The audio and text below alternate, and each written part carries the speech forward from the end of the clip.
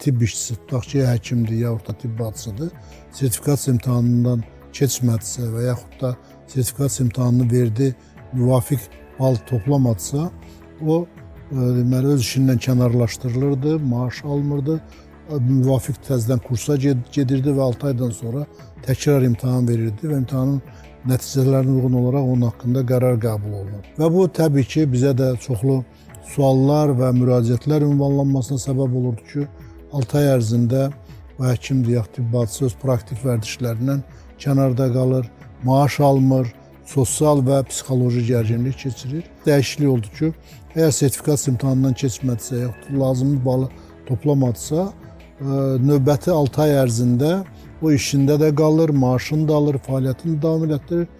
Sadəcə ona zaman verilir ki, o hazırlaşsın və yaxud əlavə kursa getsin. 6 aydan sonra isə növbəti imtahanını versin. Ondan sonra növbəti imtahanı verməyəndən sonra isə artıq o deməli öz peşə əmək qabiliyyətini davam etdirə bilməyəcək, çünki peşə yararlılığı aşağıdır.